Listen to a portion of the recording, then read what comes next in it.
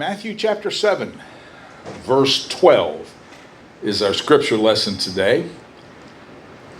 It says this: "So in everything, do to others what you would have them do to you. For this sums up the law and the prophets." Most of us know the first part of that verse. You may have it memorized: "Do unto others as you would have others do unto you." We call it the golden rule. It is not necessarily unique to Christianity. There are other religions who have a similar rule, but it is always in the negative. Like Rabbi Hillel's version was, "What is hateful to yourself, don't do to someone else." In every other religion, this rule is stated in a negative way. Whatever you don't want done to you, don't do it to them. But Jesus flips it and says, no, this is not about not doing to others what you don't want them to do to you. This is about doing positive good to others, even first, as you would have them to do to you. Too many times we present Christianity as a matter of just simply not doing wrong. But Christianity is much more than that. Christianity includes positive goodness in action. So many times we Christians are known for what we're against. Wouldn't it be good to be known for what we're for? And Jesus says one of the things that we should be for is doing positive good to other people. But that part of it's not all the verse. Remember, he's sitting on a hillside and he's teaching his disciples. And as we said last week, there wasn't a week in between sections of the Sermon on the Mount. This is Matthew 5, 6, and 7 is one continuous setting. Jesus is on the hillside. His disciples are gathered around him. The crowd has gathered, and he's teaching. And so he's just talking about, don't be a person that judges, but yet you need discernment. He's just told us that we need to stay connected to God through prayer. Ask and it'll be given you, seek and you'll find, knock and it'll be open. And then he says, therefore, or so. And so before we take this verse out and just put it over to the side, which we're going to do in a minute, we need to look at it in the context of what Jesus is teaching. He's saying it's hard to be a person that has discernment without degenerating into a person of a critical, judgmental spirit. He's saying it's a challenge to live by the principles I've given you in this lesson. You have to keep asking God to help you be able to do this. But to help you, here's a general principle to guide your behavior. Treat other people the way you want to be treated. And then most of us don't know the end of that verse because this sums up the law and the prophets. In other words, this is something more than just a verse to teach your kids so that they'll be nice to each other. This is a powerful biblical principle. And by the way, to live this principle, you're going to have to ask and keep on asking and seek and keep on knocking, because we're going to need God's help to be able to live this way. So before we go on, we've got to talk about this sums up the law and the prophets. We've talked about that through this study because Jesus alludes to it frequently. In Matthew chapter 5, verse 17, he says, I've come to fill the law and the prophets full of meaning. He's told us that our righteousness must surpass the righteousness of the scribes and Pharisees. And now he's saying, in light of what I've been teaching you, obey this principle. Treat others the way you want to be treated, because this sums up the law and the prophets. Kind of an interesting thing there. Some people said it's like chapter 5, verse 17 is the beginning of the parentheses, and chapter 7, verse 12 is the close of the parentheses, as he's saying, everything I've been teaching you about the law and the prophets can be summed up in treat other people the way you want to be treated. In Matthew 22, verses 36 through 40, Jesus also uses that phrase, the law and the prophets. That's when the man comes and says, what is the greatest commandment in the law? And Jesus says, love the Lord your God with all your heart, soul, mind. That's the first and greatest commandment. The second is love your neighbor as yourself. All of the law and the prophets hang on these two commandments, loving God with everything you have, loving your neighbor as yourself. And now he says the golden rule is another way of fulfilling the law and the prophets. I know we've all been in situations where we wish we could have a specific Bible verse to help us know how to handle the situation. You know, you say, oh, if there was just a verse that said this is what you should do. But somebody has said that this verse is that verse. Somebody actually called it the Swiss Army knife of how to live. That no matter what situation you find yourself in, this principle applies. You don't have to have 1,001 rules for how to behave in every specific situation. This one covers it. How do we live to fulfill the law and the prophets? This is going to be a very practical, nitty-gritty, down-to-earth lesson, because this is a very practical, nitty-gritty, down-to-earth verse. In my study, I found a couple of interesting statistics. Psychologist Sidney Girard says that 85% of happiness in life comes from personal relationships. A Stanford study, and I don't know what it is about 85%, but a Stanford study showed that 85% of all of the problems in the workforce are relational problems, not technical problems. Some business company did a survey a few years ago, and they asked executives why they fired people, and found that most people were fired not because they didn't have the skills, but because they couldn't get along with other people on the job. So in this verse, what we call the golden rule, Jesus gives us the two first very basic steps to build good relationships. And it's very simple. Not easy, but simple. Decide how you want to be treated, and then treat others that way. And you take the initiative. In other words, don't wait for them to treat you that way.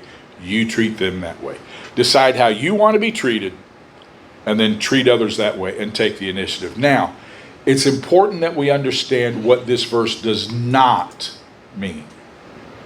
This verse does not mean to do exactly and specifically to the other people what you want them to do for you. For instance,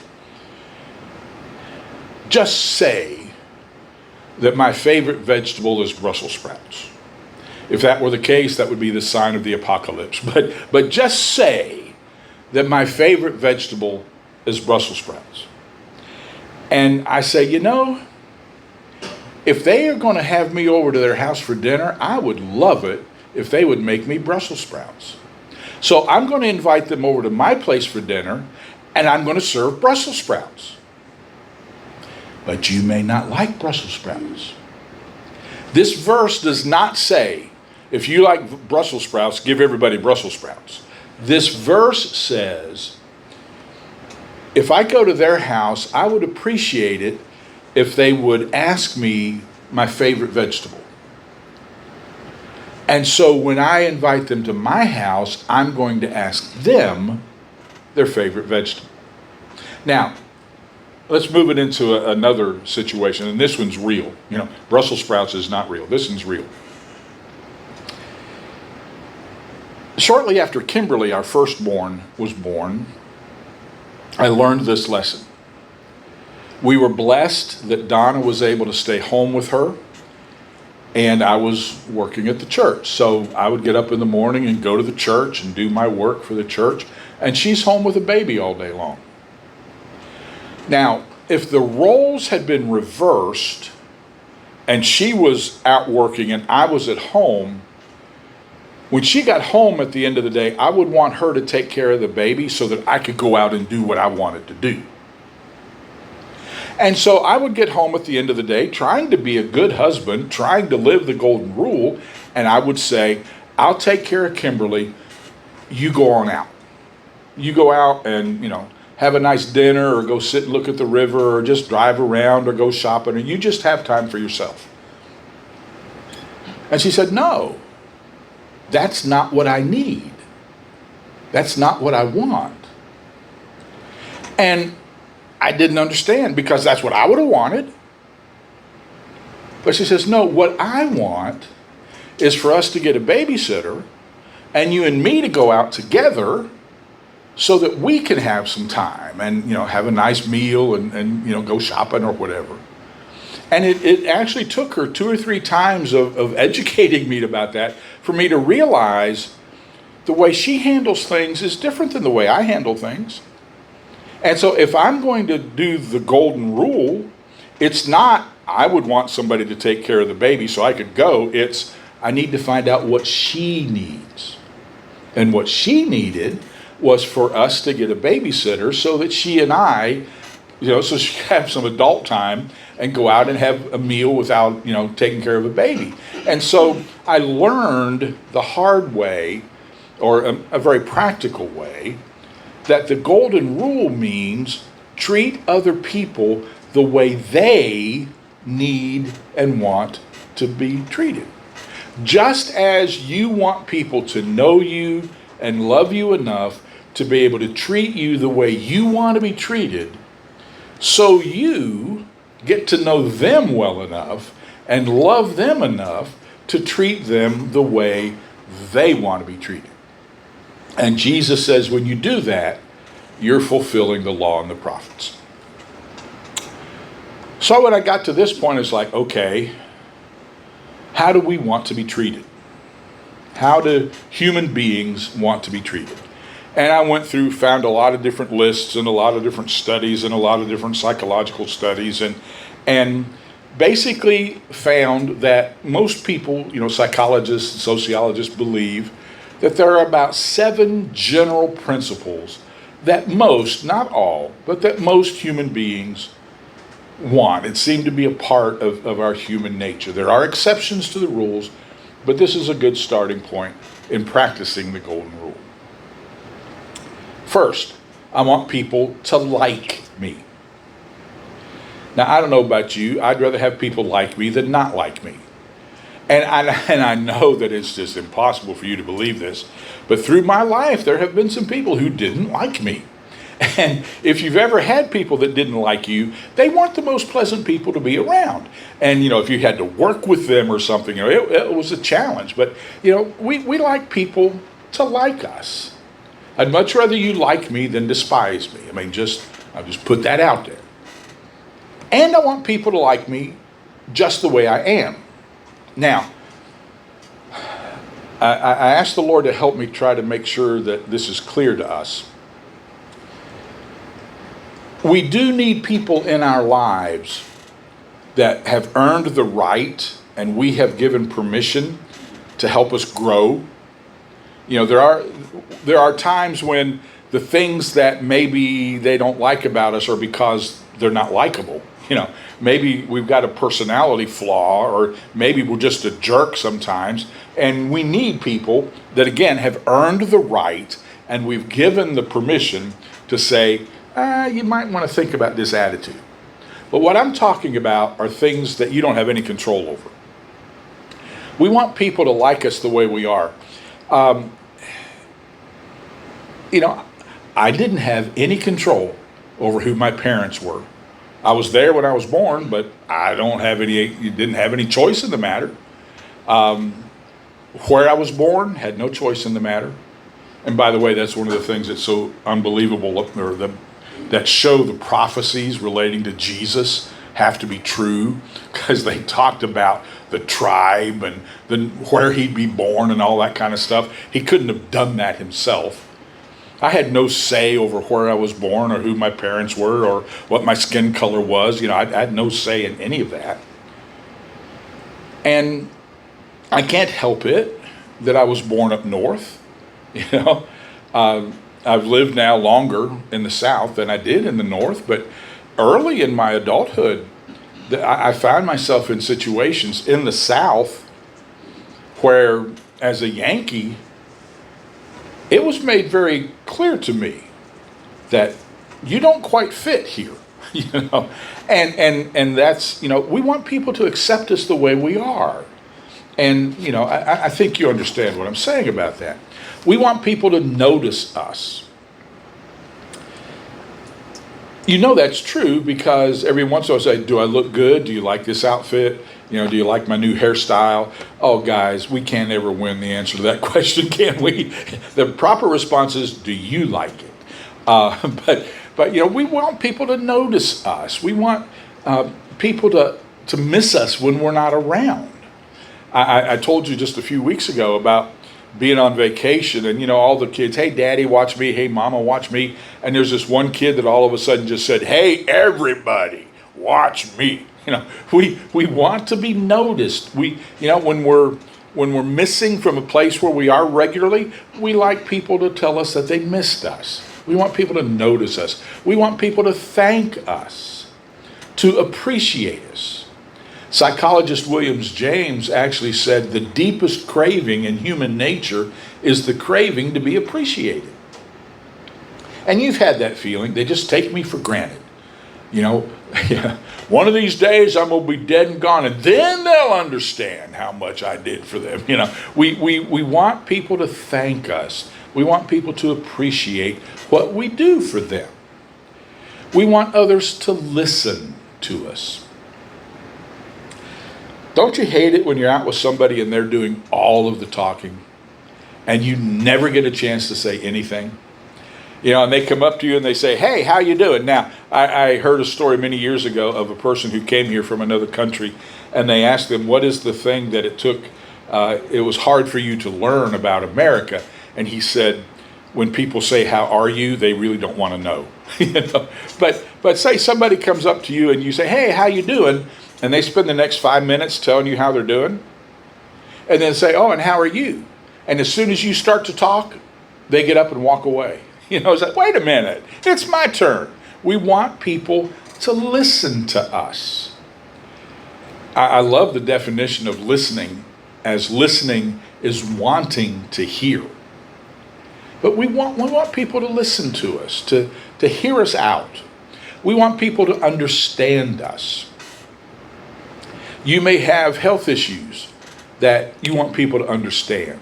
I appreciate the fact of the people who understand about my low blood sugar. That's helpful to me. It makes me feel appreciated and understood. We want people to understand us. Peter Drucker, who's called the father of American management, says that 60% of all management problems are the result of faulty communication. I remember, I wish I could find it. I know that I had her printed out for me, and it's somewhere. But at one of the hospitals we had, we were going to have, everything kind of just came out of the blue, and we were going to have a party for one of our staff that was leaving like in 2 days. And so our materials person put in the order, we need, approval for a cake or something or other next day. And the response was, if you'll fill out this form and turn it back to us, we'll have the thing back to you in about 7 days. She was like, you don't understand. I need this next day. And the email thread was frustrating and hilarious. Just no sense of understanding it at all. But we want people to understand us.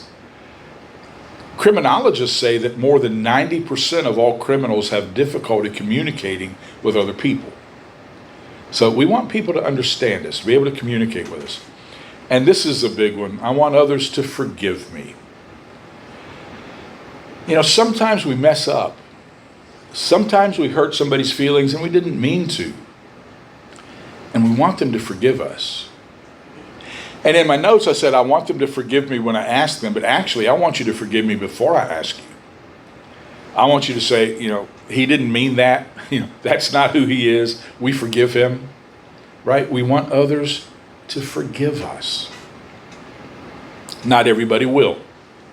You will have some people who don't like you. You will have some people who won't forgive you. And so the Irish have a prayer for those people. May those who love us, love us. And those who don't love us, may God turn their hearts. And if he doesn't turn their hearts, may he turn their ankles, so we'll know them by their limping. But we want others to forgive us. We want others to understand us. So we need to know how we want to be treated. And then we treat others the same way. And we do it first. We take the initiative.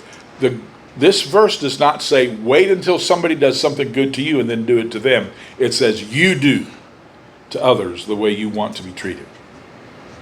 So if I want people to like me, I need to start liking people. And maybe you don't naturally like people, and you should pray that God will help you to like people. And one of the ways you can start liking people is trying to find something good about them, something nice to say about them. Because most people respond to praise a whole lot more than they do to criticism. You know that. On the job, if all you do is get criticized, you just want to do less and less and less. But somebody praise you, and you'll do extra. That's a good marital principle too. If all you do is criticize, it's not going to work. You start praising people, and it's amazing what they will do for you. Start liking people. Find something good about them and express that appreciation. I want people to like me just as I am, so stop trying to change people. And again, I'm not talking about those people that we've allowed into our circle to help us grow. I'm not talking about that. I'm just talking about trying to change people to make them more like what we want them to be.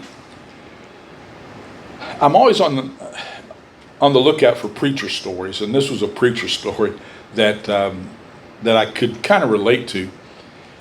He was doing his premarital counseling with his couple, and the bride-to-be was a nervous wreck. She wanted everything to be just perfect, and she couldn't remember how the service was going to start. And the preacher said, look, all you've got to remember is this. You're going to walk down the aisle, you're going to stop at the altar, and then we're going to sing a hymn. And then from there on out, I've got it. I've got you. So all you got to do is walk down the aisle, stop at the altar, we'll sing a hymn.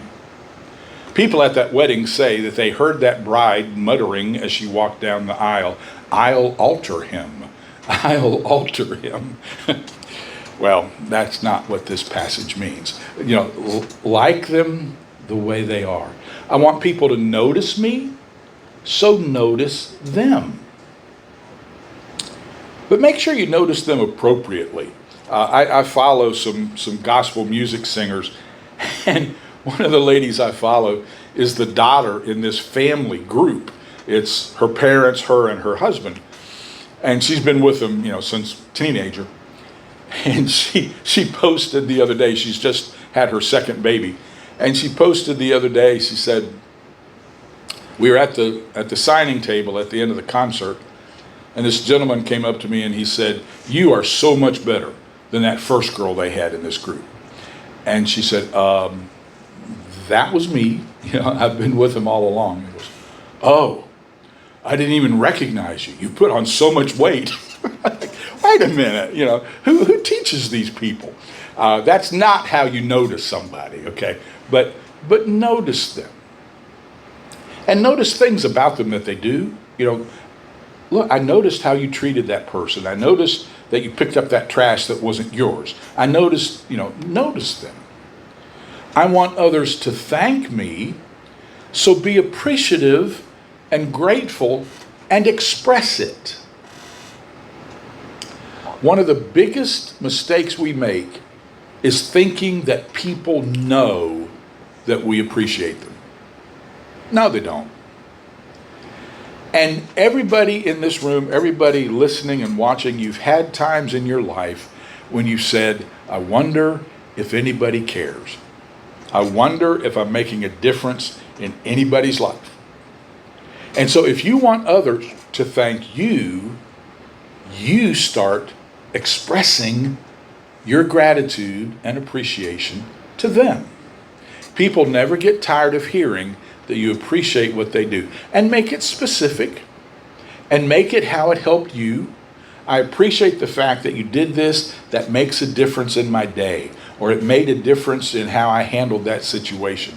Be appreciative. Be grateful. But make sure that you express it.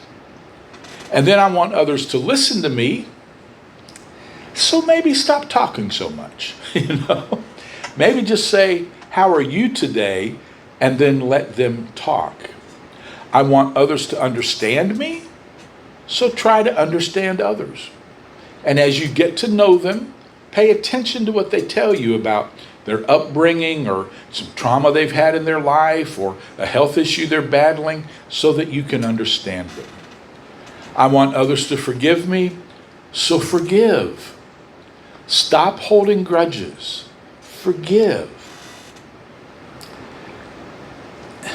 Now, this sounds very simplistic, but when you really stop to realize the implications of living this way, you begin to understand why Jesus could say, this sums up all the law and the prophets. Treat other people the way you want to be treated. And go first. So how do you start living this way? Well, he told us. Do. You have to be active. Don't tell me what you're going to do tomorrow. Do something today. And again, this is not, I won't treat people badly. This is, I will treat them the way I would like to be treated. And I understand the practice random acts of kindness, but for believers, I think what Jesus would say is, practice intentional acts of kindness. Be nice on purpose. And we talk about this a lot. Look for opportunities to be kind to people. Look for opportunities to express gratitude. Look for opportunities to do a deed of kindness. Do. Just start thinking through your week. How can I treat other people the way I want to be treated? How can I give them the grace that I want them to give me? What intentional, on purpose things can I do to treat them the way I want to be treated? Do to others. You can't live this principle if you're self-centered. It's do to others. Stop thinking about how badly people are mistreating you and taking advantage of you and taking you for granted, and just start treating other people right. There's a little couplet that I ran across many years ago. Others, Lord, yes, others. Let this my motto be. Let me live for others so that I may live for thee. Jesus was other-centered. He wants us to be other-centered. Do to others, and it sums up the law and the prophets.